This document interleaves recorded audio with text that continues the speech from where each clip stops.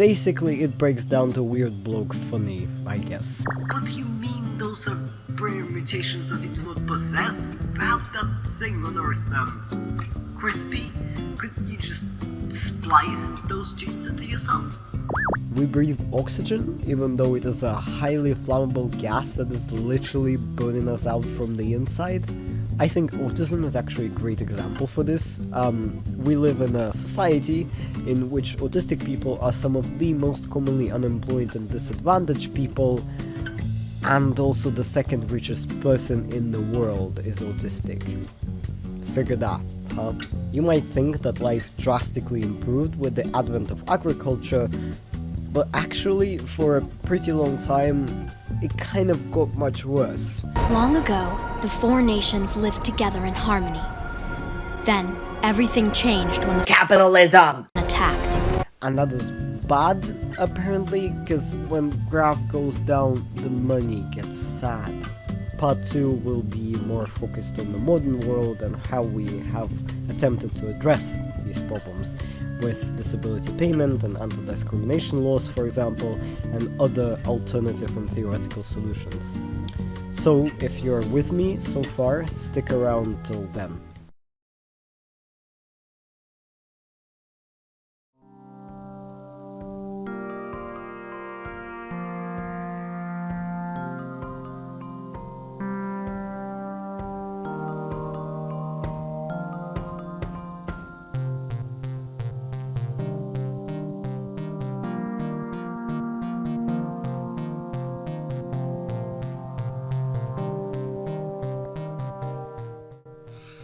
Hello, it's been time.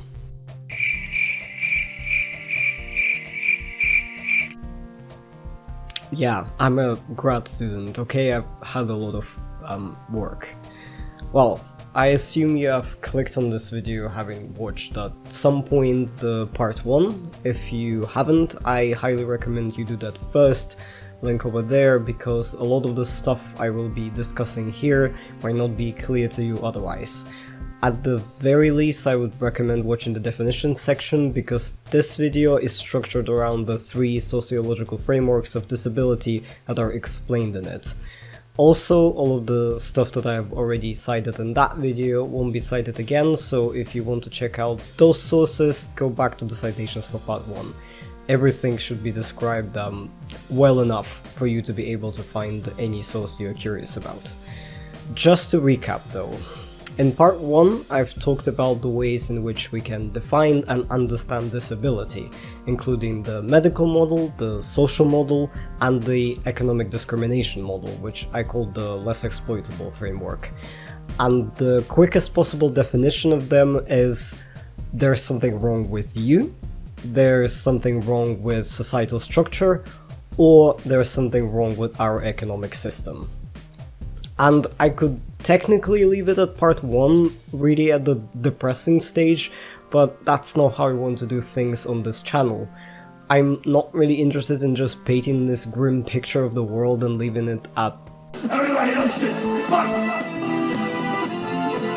I want to actually start a discussion about how we can fix things. Also, at the end of part 1, you might have been left wondering, but haven't we found solutions for all of this stuff you're complaining about? What about anti-discrimination acts and disability benefits?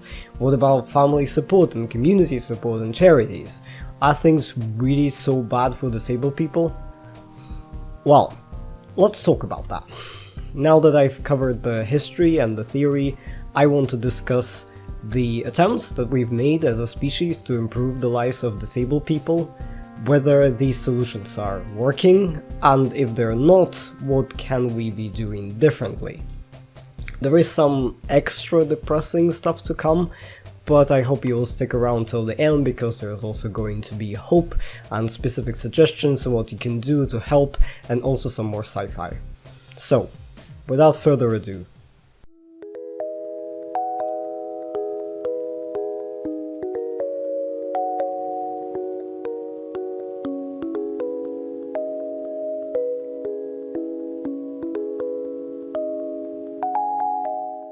as I've said like 50 times already. It is not my intention to turn this into a Doomerfest, especially because I understand that at least some proportion of people watching this video are disabled themselves and are very much aware of the issues we deal with on a daily basis.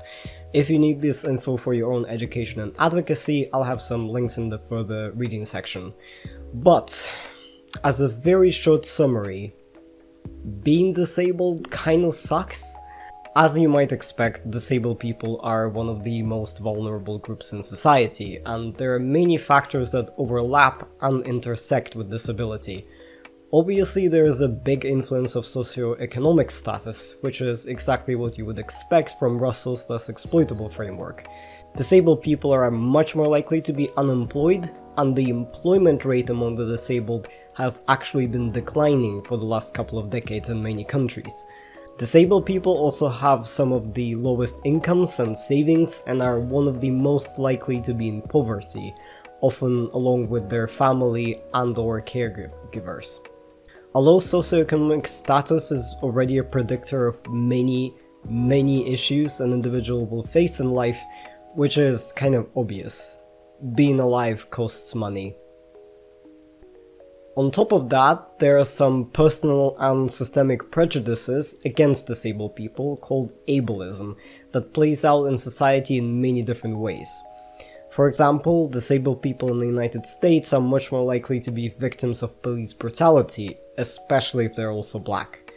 There is a whole spectrum of discrimination from the small and daily occurrences like microaggressions and constant inconveniences to actual legal barriers that can limit any number of your rights, from the ability to marry to ability to manage your own money and make decisions for yourself. All of this varies depending on the specific disability you have, the country you live in, and the intersections with other factors and axes of discrimination. Obviously, Elon Musk does not face the same barriers as me or Temple Grayson or a black girl from a low-income family in the United States, even if we all have the exact same diagnosis of autism spectrum disorder. And yes, not all people are assholes, and generally speaking, most countries have tried and continue to try to make life better for disabled people. And in order to fix a problem, you usually start with identifying where the problem is coming from. Which is why I have sorted these according to the frameworks these solutions rely upon. According to the medical model, fix the individual. Oh boy, where to even begin on this one? Well, first of all, the problem with the medical model is that it simply does not work. As you should remember from part 1, impairment is distinct from disability, and a lot of disabilities are not caused by impairments. And this is a problem because on the face of it, just fixing everyone with cool science and technology seems like a seductively easy solution. How to make life better for disabled people? Well, simply research the hell out of the human genome and biology and make everyone normal. What could go wrong? When I hear any variation of this idea, it is often coming from one of two camps. The first camp is misinformed but well-meaning people who have mostly learned about disability from abled experts and genuinely feel sorry for us and want to help us. And to be clear, I am not saying we should not be putting time, money and effort into helping people with their conditions and impairments. We absolutely should continue to develop better wheelchairs and better painkillers and better types of psychotherapy. However, a lot of the times we tend to focus on things that really do not need fixing or trying to fix the person when the problem is very much not about them. There are a few variations of this misplaced effort. One is simply interpreting natural variation in humans as a disease and trying to eradicate it. And if I try to be super charitable here, yes, I can sort of understand the logic of life would be so much easier for you if you weren't autistic. But also life would be probably much easier for me if I wasn't gay. Doesn't mean we should invest money into developing better conversion therapy. Basically, if you think that this disabled person needs curing, ask them whether their problems are intrinsic or extrinsic. Like, is this deaf person really broken, or do they just speak a language that the vast majority of hearing people cannot speak? And maybe even ask them specifically whether they want to be cured or not, because so many times various therapies and cures get pushed onto people in an effort to make their lives easier. Not every deaf person wants hearing aids. Most autistic people would not want to be neurotypical. Human variability is not a disease. Another variation of this is medicalizing problems that are very clearly caused by the environment, and this is a very nuanced discussion that I don't want to butcher. So, simplifying this extensively, the over-medicalization can look like describing sleep issues caused by working night shifts as a disorder that needs medical treatment, or claiming that depression is always purely chemical and purely genetic and has nothing to do with your life circumstances. And yes, sometimes depression is purely genetic and needs to be treated with drugs and therapy, but shit life syndrome is also a thing. Nuance. Yes, you should have therapy to cope better with your problems, but no, you aren't sick just because you find life under late stage capitalism to be very difficult to cope with. All of the above is what I would consider the mild, well-meaning version of fix-it solutions. Because in the other camp, you have people who actually think that disability is an aberration that must be extinguished from the human population. And that's how you get eugenics, which, yeah, no. I don't think I need to explain what is wrong with eugenics really, but the two main reasons why that can never work is that, one, it simply doesn't, as a form of artificial selection on humans I mean, and two, it won't even help unless your idea of a perfect human race is an army of identical clones raised in identical conditions. I swear I've seen that somewhere before. Thing is, like I've explained in part 1, variation is inevitable, so by removing some of it, you would simply shift the range of the bell curve and move the goalpost for what counts as normal. The problem with the extreme libertarian version of meritocracy is that it wouldn't really be a good thing.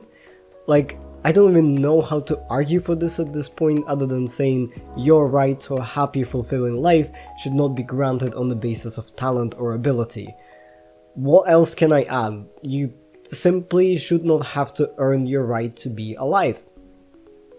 Also, a big problem with the medical model solutions is that it shifts our attention away from things that could immediately and materially improve the lives of disabled people into the realm of, frankly, fantasy and science fiction that will probably never work out in the real world.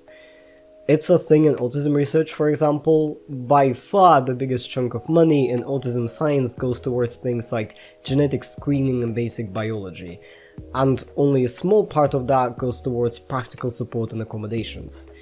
And as a biology grad student myself, I can understand where the scientists are coming from. I believe that most of them are genuinely curious and want to discover things. Human genetics and human brains are all fascinating.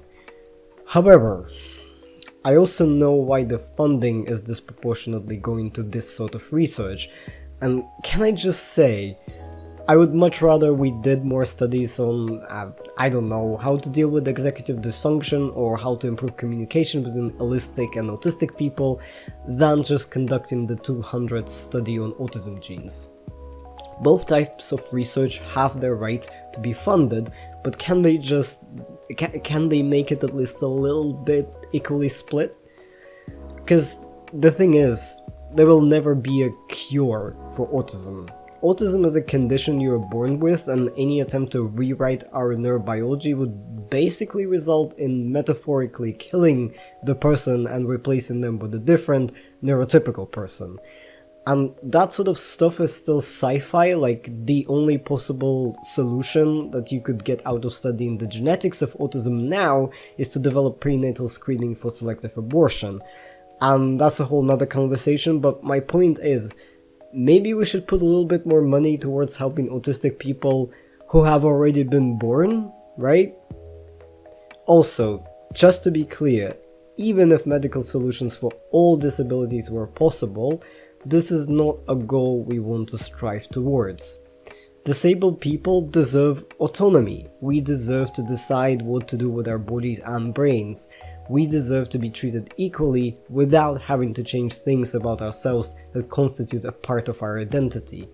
We deserve to speak for ourselves and not feel like our existence is a burden on society. What I see a lot with my disability, with autism, is that we are routinely excluded from conversations about our own lives. As of 2018, Autism Speaks, the leading autism charity, had only one autistic person on its 28 members board of directors. And the kind of help that Autism Speaks wants for us is either prevention or some sort of therapy like ABA, which works by forcing autistic kids to hide their autistic traits and pretend to be normal, and often leaves children traumatized for life. And this is not unique to autistic people, by the way. So many times various cures are forced on us, either explicitly or implicitly, by denying us things we need to survive unless we agree to alter ourselves. There are just so many examples of this, like hearing aids being forced on deaf individuals, inspiration porn and glorification of overcoming the disability, like movement impaired people training to walk just so that they could take a few painful steps and collapse on the floor and then be congratulated on Facebook for being such an inspiration, when what they really need is a great new wheelchair. Distrust of accommodations, viewing accommodations as crutches, which in itself is ridiculous to me. Like, some people actually need crutches to walk, and just the general approach in every situation with the intent of making someone normal rather than asking them what they would want and how to improve their quality of life. In conclusion, no. Just so much no. Let's move on before I lose all of my will to live. According to the social model, remove societal barriers. The social model approach definitely improves matters somewhat, because at the very least the blame is not on the disabled people anymore. There is still some extent of that overcoming disability mindset and slightly fetishistic celebration of people who break through the barriers without acknowledging that those barriers should not exist in the first place, but it is a step in the right direction. And theoretically, I think this approach could work. But I'm also 0% convinced that it will ever happen under capitalism. I'll explain in the less exploitable part. Let's discuss the solutions and their drawbacks first. For example, consider disability anti-discrimination acts. These countries all have some sort of law that bans workplaces from discriminating in its hiring practices on the basis of disability. In theory, this is an amazing idea. A lot of disabled people can work and want to work and would very much like to have the same chances of being hired and to be evaluated based on their skill and talent, just like any able person would be. In reality, well, let's take the United States Anti-Discrimination Act, for example. As I've mentioned in part 1, it does say that workplaces must provide accommodations for disabled people, but only if they are reasonable and do not create undue hardship. There is no strict definition of what counts as reasonable, and a company has exponentially more power and influence than a single individual. So even if it did come to courts, who do you think would win? A company's goal is making money. That's the point of capitalism. Accommodations cost money. Unless the disabled individual can make up in profits what the company has to spend on them in accommodations, why would they bother? Ask any disabled person who has ever tried to get accommodations at work. They'll tell you how it is. Furthermore, there are many ways around the Anti-Discrimination Acts that very much use the twisted version of meritocracy and hiring based on skill to subtly filter out disabled people. And no, by the way, hiring isn't a meritocracy. That much is obvious just from the fact that hiring managers have typically made up their mind about whether to accept an employee through mere seconds of looking at their CV and a few minutes of an interview. Nothing in human society is 100% fair. Keep that in mind. Specifically though, it's always been funny to me, and by funny I mean rather soul-crushing, to read the skill requirements of like literally any job application. Take a look at some of the things that appear on these lists most often. Now take a look at the list of most common autism traits. Do you see like any contradictions here? If every job application requires you to have these skills, you're just automatically excluding every single autistic person who is not a master of passing as neurotypical. Also, think about a typical job interview. Think about how much advice and training neurotypical people get just to pass those things. Is it really a surprise that autistic people have unemployment rates that high? Honestly, a lot of the time, the problem autistic people have with communication and socialization are actually unrealistic people, and to solve this problem you'd have to provide training for the neurotypicals in the company, but that costs money, so see previous point for reference. And for the record, I'm not saying that employers must be forced to hire people who do not fit into the position and will not be able to carry out their tasks.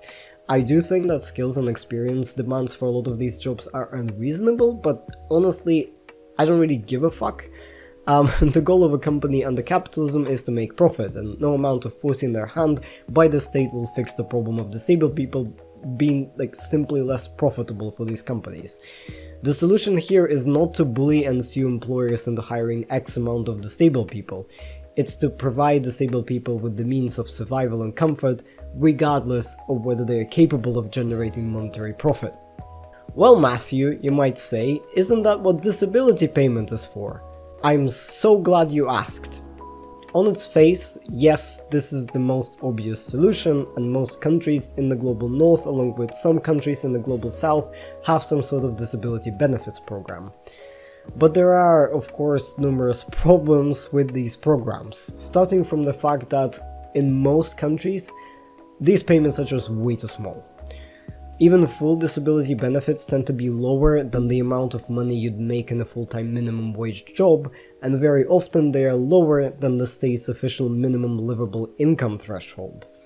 Considering that disabled people often have additional needs that must be paid for, this is just not compatible with life. Additionally, there are often quite severe limits on what you can do with that money, or how much money you're allowed to make in a salary or wage on top of disability benefits. For example, in the United States, a disabled person absolutely cannot have more than $2,000 on their bank account at any time. If that amount of money goes even a cent over, the payment is immediately terminated. I know, it still blows my mind. There are some ways around it, but those don't work for all people. And these restrictions also limit a disabled person's ability to, for example, marry or even cohabitate with a significant other. That's right, folks, US has legalized gay marriage, but disabled people still don't have equal marriage rights. What a shock. So not only is the sum often unlivable, you can't even get any supplementary income to add to it. It's a total catch-22. After many hours of research, even the best examples I could find just did not sound that impressive. For example, Denmark is one of the very few countries I found which provides disability benefits above the minimum cost of living. But even there, the poverty rate among the disabled is high, in fact 25% higher than the OECD average. And that suggests to me that either those benefits are not as large as they seem, or they are not particularly accessible to those in need in the first place. This brings us to the assumption that you can even get the benefits available in your country, which in itself is by no means a guarantee. In most countries with disability benefits programs, the whole qualification process is hardly short of horrific. There is such a powerful, bizarre fear in society that a person who doesn't deserve it will get the measly pay that the system routinely filters out people who do very much need it. In my home country, Russia, people with permanent, unalterable impairments, such as genetic diseases or amputated limbs, have to prove every few years that they still have the disability. It's humiliating, it's ridiculous, and it takes away the last little bit of dignity and autonomy you thought you had over your life. Austerity policy and benefit rejections results in death tolls of thousands. And to some extent, this is inevitable. In any system in which an outside authority decides whether or not you deserve to live, there will always be people who fall through the cracks and suffer because of it. Humans are imperfect. We have subconscious biases, we make mistakes, and we don't always have the necessary information to make the best decisions. Handing over the choice of whether or not someone deserves to survive to some possibly overworked and tired and definitely very human and biased doctor, social worker, or office clerk is a terrible system. It can be improved somewhat, but as long as there will be commissions deciding whether you're disabled enough to have basic necessities like food and shelter, some people will always suffer in that system. Of course, the question you probably have right now is, well, if we got rid of that outside authority, wouldn't people just apply for disability benefits even without having any sort of disability? And my answer is, by far not everyone, but some people definitely would. I just don't think it is a problem.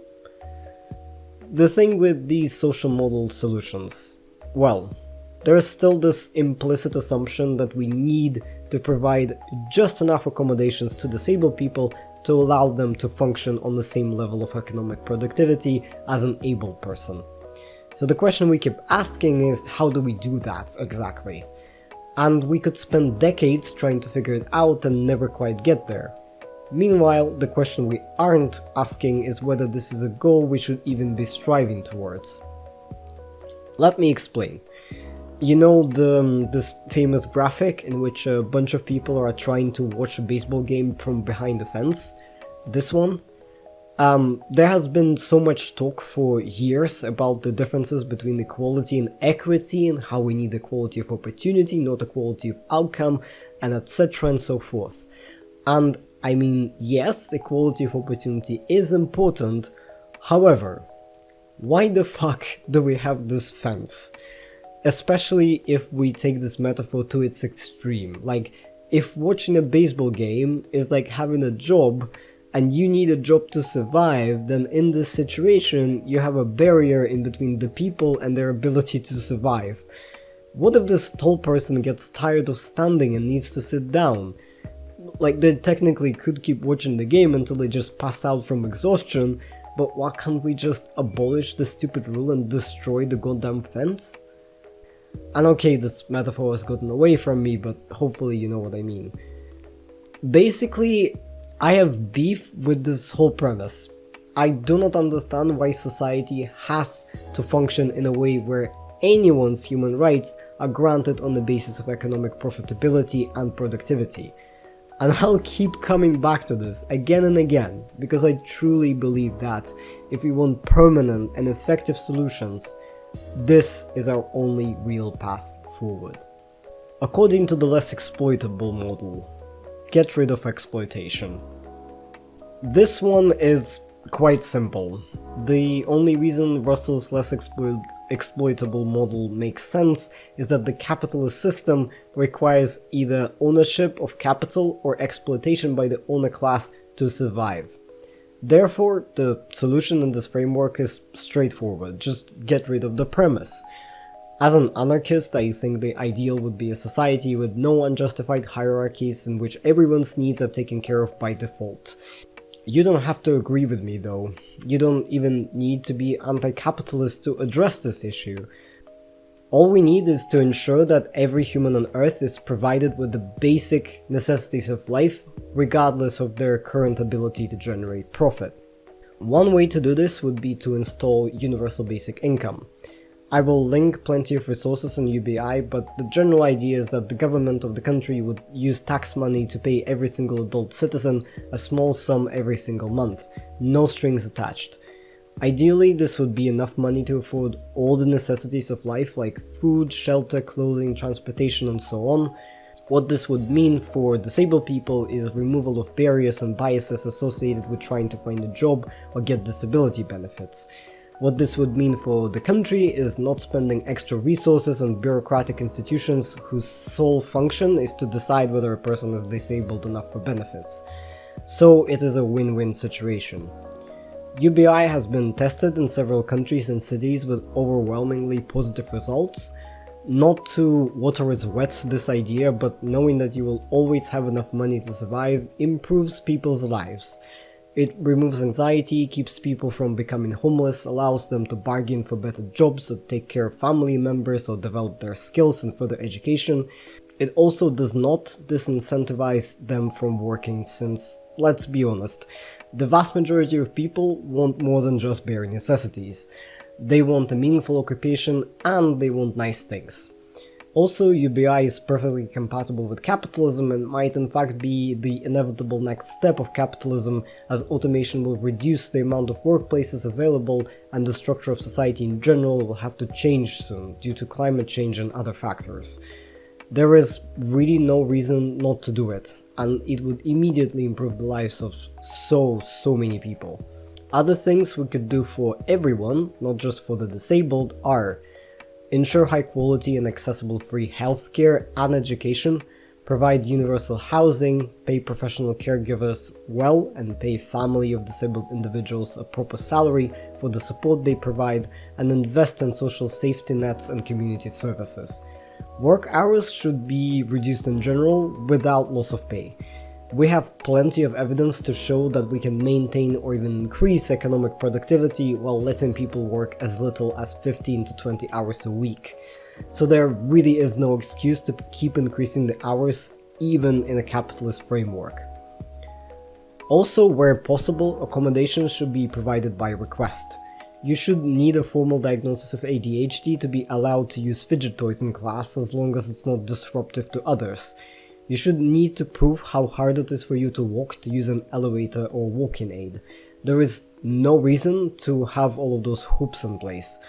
I'd rather a lazy, able person took advantage of these accommodations than have a disabled person be denied them. And not to repeat myself for the 1000th time, but even if you don't need any of these things now, you should still care about it. Even if you're only thinking about yourself. Automation will reduce the amount of jobs available. People inevitably acquire health issues as they age, and up to half of you will be disabled by the time you retire. Disability can happen to anyone at any point, and improving society for disabled people improves society in general, and vice versa. I am no expert on this, and right now I am just expressing my opinion, but I think that if all of these things were to be implemented, disability as a form of economic discrimination would be significantly reduced, if not entirely eliminated. Yes, people would still have impairments and traits that make many aspects of life more difficult, but I severely doubt we would ever see quite the extent of systemic ableism and suffering currently thrust upon disabled people in an anarchist society or even a democratic capitalist society with aforementioned features in place. At the end of the day, people's rights to a healthy, happy life should not be tied to their economic productivity. End of discussion.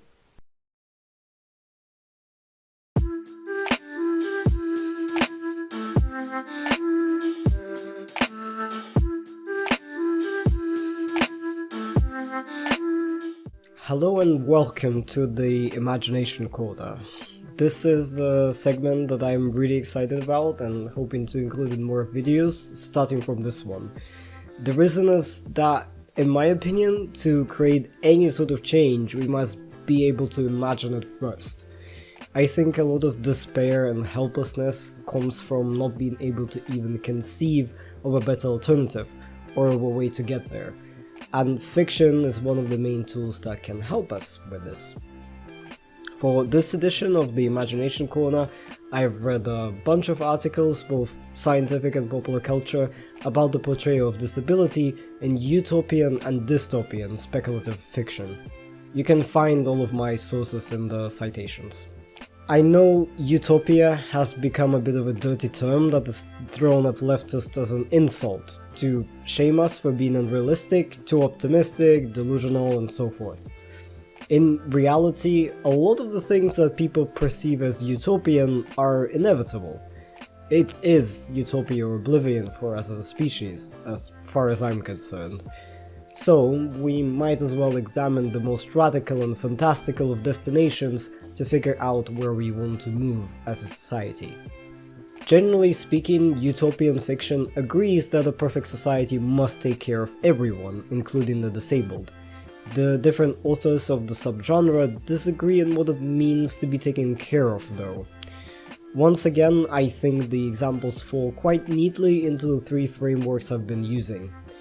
Basically, we can imagine three possible utopias when it comes to being disabled. Option 1 is total elimination of all impairments that could ever lead to disability, whether through medical technology or some sort of good old genetic editing. This is a world that a lot of speculative fiction implicitly presents simply by not including disabled characters or any mentions of disability. Pro tip for speculative fiction writers, by the way, ask yourself during world building, where are the disabled people in my world? You aren't obligated to include us, of course, but it is food for thought. You can probably guess what I think about this kind of utopia. I don't consider it one, primarily because I doubt it is logically feasible, at least in a system where survival is still predicated on economic productivity and wealth is unequally distributed. As I've talked about in part 1, this level of technology would simply move the ranges of the bell curve. Tech that can eliminate impairments can also provide enhancement. It would further separate the well-off from the poor by creating a whole class of people who can afford to become essentially more than human. If some fraction of the population can afford modification that, say, reduces their sleep requirements to 2 to 3 hours a day, the rest of people who need at least 6 to 7 hours will become disabled by comparison. So it's a bit of a closed loop. See Altered Carbon. In contrast, in a world where survival isn't tied to productivity, the incentive to alter yourself in such radical ways is weaker. Hence, I think these scenarios are more suitable for dystopias. Option 2 is a society in which work is equally accessible to every single adult human, so every disabled person can participate on the same level as any able person. Now, theoretically, this sounds pretty good. By nature, we are a species that craves meaningful occupation. We hate being bored and we love doing things, especially things that interest us. If by accessible work we mean work that is useful, meaningful, and on some level enjoyable, then shouldn't this be the dream for all of us? On one hand, yes, I do think that some sort of a thing to do is pretty essential to human happiness. On the other, even talking about work and jobs in a utopia is a failure of imagination, in my opinion. Jobs assume salaries, they assume an hierarchy in which the value of your labor is determined by the numbers. They assume a necessity to be productive to society in order to justify your existence. And that, for me at least, is antithetical to the concept of utopia. This does not mean that a perfect society is one in which no one has to work and every human need is fulfilled through some magic technology. Again, I do believe that doing a thing is a prerequisite to a fulfilling life to many, if not all of us. I also think that if a perfect society will ever exist, it will not have a concept of jobs. People will carry out tasks and work on projects and cooperate and educate each other and take pride in their creations, but they won't have jobs. I will probably make a separate video about this at some point, but the concept of receiving education and a training once and then staying in that same field for the rest of your life is outdated and will probably become obsolete in the next few decades. And humans are the most motivated and dedicated when we work for the sake of work, without reward or punishment being tied to it. So, on the surface, I like the idea of everyone being able to work in whatever they're passionate about and or needs to be done. but the way it is presented and described in a lot of fiction feels too tied up in our current vision of the world. Meanwhile, option 3 presents a world in which human worth has been permanently dissociated from their productivity or ability. These are the most radical, most unusual societal structures that fiction has to offer. Societies in which money is not a thing and humans are profoundly interconnected with no clear delineation of power and control, and the central goal of the species is to fulfill everyone's needs and strive for happiness. It's a world in which disability as a form of economic discrimination ceases to exist because there is no exploitation to separate people into groups. It's a world in which value is not measurable and therefore every human is equally valued and respected. And it's funny to me how unrealistic this all sounds, even though this is literally the world we started from as a species. We started thousands of years ago from tribes that functioned as one whole egalitarian society in which everyone was taken care of, and no one had jobs or bank accounts or retirement pensions. And if we could do that with laughable technology and without a blip of a written record, why is it so fantastical to imagine that we could do this again? One of the most interesting things I've noticed while researching this topic is the underlying assumption writers make when picking their kind of utopia. I'd argue that for most of them, the question of how we should treat disabled people does not come down to any sort of core moral value. Most, if not all, utopia writers seem to agree that every human deserves to be taken care of, regardless of their level of ability. What they do differ is on their pragmatic aspects. Basically, the question of whether even a perfect society will ever be able to produce enough to go around. Writers who feel like resources will always be limited tend to lean towards a vision of a world in which every person has to have a job.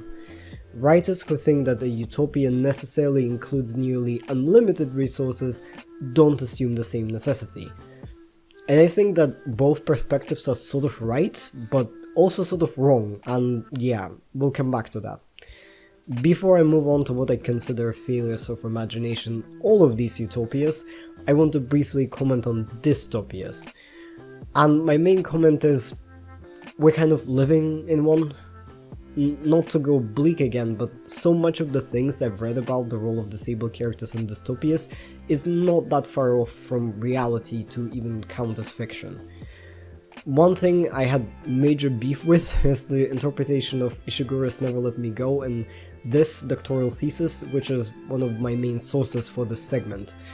For context, Never Let Me Go is a dystopian sci-fi novel that describes a world in which fully sentient, fully human clones are grown for organ donations.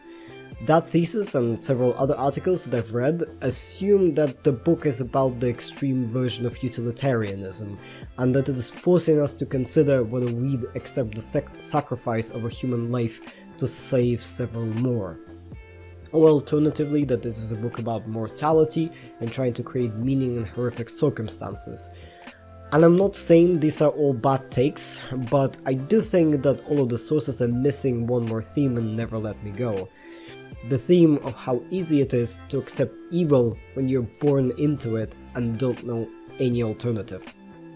The reason so many of us accept the realities of our life is because we've been raised into them and have no other existing reality to compare to. We accept exploitation and discrimination and constraints on our right to a healthy, fulfilling life because we do not see a way out of it. And the fear of being disabled is one of the things that keeps us complacent. As that same thesis author puts it, capital accumulation is not only fueled by pride, but also by anxiety about whether one has the wherewithal to support oneself and one's family in time of illness or in old age. Subconsciously or not, many of us are afraid of being useless, and therefore being excluded from society. We feel like resources are severely limited, and we are therefore forced into survival mode. And this applies to the wealthy as well. Grabbing onto money and power is as much of a fear response as it is a prideful flex. And this brings us to the failures of our imagination, which in this case are twofold. One is the belief that there is not enough to go around in a utopia or even in the present moment. And it's simply not true. Well, it is true that this planet would not be able to sustain us if every person on Earth had the lifestyle of the ultra-rich or even the upper middle class. But it is true that we have more than enough to fulfill everyone's needs. There is more food on Earth than the nutrition and calorie requirements of every single human. There are more living spaces and or resources to build them than all the homeless people in the world. Preventing global climate change is way cheaper than having to adapt to the consequences of it. The technology is here, the knowledge is here, we've made it. This isn't a problem of lack, this is a problem of resource management and basic housekeeping. And the thing is, it is in your best selfish interest to ensure that every person on Earth has their needs fulfilled. The second failure of imagination here is failure to comprehend how truly interconnected and interdependent we are. Not only do we live on the same planet and depend on the same ecosystem, we're also constantly touching each other's lives in a myriad of ways. As I keep repeating, humans are a ridiculously social species. We depend on each other the most in childhood and old age, but we never stop being dependent on each other. Independence is a myth. We're never alone in this world. We rely on each other for food, shelter, education, medical assistance, and so much more. The vast majority of you do not grow your own food, or sew the clothes that you wear, or build the roads that you walk on or drive on. You need someone else to do it. And you also need to know people, and to love people, to be known and loved. To cry on someone's shoulder and celebrate a victory with another person and complain about the dreadful day you've had and bond and cherish and grieve and remember each other. And that's wonderful, that's what we are meant to be. Every interaction you have creates ripples. Every human on Earth is connected in some way. It is in your best interest to ensure that we are all thriving. Somewhere half across the world from you lives a person who might invent a treatment for an illness you might acquire, or write the book that will become your favorite, or simply smile at you from an opposite plane seat and brighten your day when you really needed it. Somewhere in this world lives your future close friend, or lover, or teacher, or collaborator, and you will meet them one day. We all depend on each other and will always depend on each other. And it is a fantastic failure of the imagination to think that this interconnectedness can ever be measured in a currency or work hours or any other number. A utopia starts from an understanding that we are all one big organism, stuck on a piece of rock, floating through space at mind-boggling speeds. And it is not naive or unrealistic to imagine that we could all be loved and needed in this world. It's the only path forward.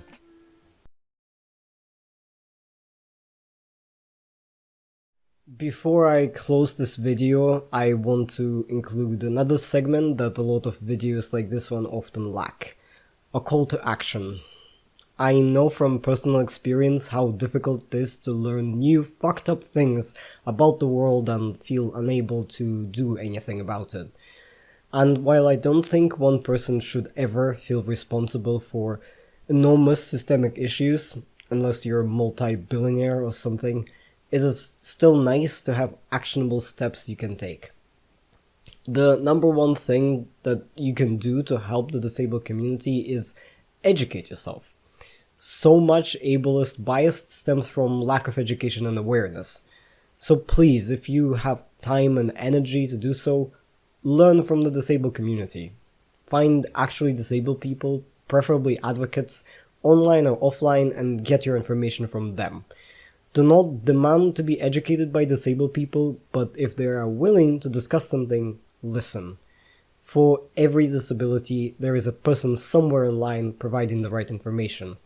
Almost all of us can communicate in some way, even if it's an unconventional one, so there is really no reason to get all of your info from able-led pseudo-charities like Autism Speaks. If you are abled, empower and amplify disabled voices. Do not talk over us and do not assume you know what is better for us. Get your information from multiple sources and be ready to change your mind when needed. If electoral politics has any sense in your country, get involved. Ask the candidates about their opinions on disability policies. Protest discriminatory practices and laws. Demand better of your government. Treat disabled people with dignity and respect.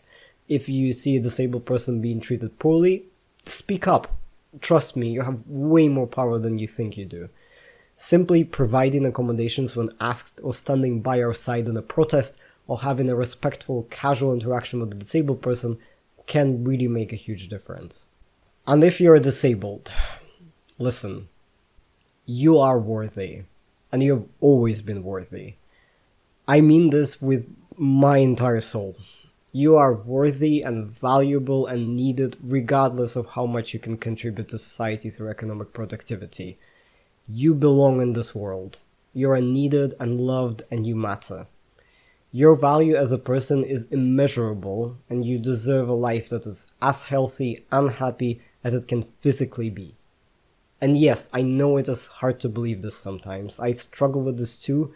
It is a constant battle against feeling of being useless and unworthy of the things that I have. It is so much easier for me to see the value of another person than it is to see my own. I've been told so many times that I have to justify my right to exist, and I am still trying to purge this belief from my mind. What helps me personally is thinking about my loved ones, my family, my closest friends, my boyfriend, and remember that I don't love them for their contribution to the economy. I love them for being exactly who they are. It would never occur to me to measure their lives in a currency, and if anyone would dare to call any of them useless, I know damn well I would not be okay with that. So I try to apply this logic to myself as well, and it doesn't always work, but sometimes it does.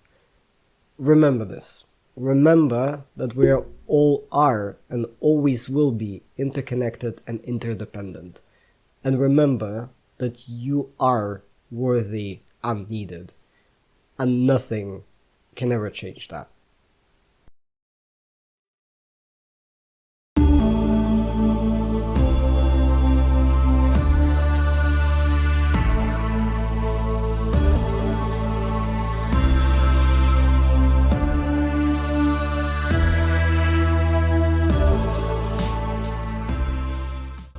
If you're still watching this, thank you so much for sticking around, I really appreciate it.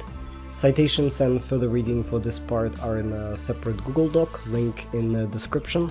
Citations for the previous part are under that video, link down below as well.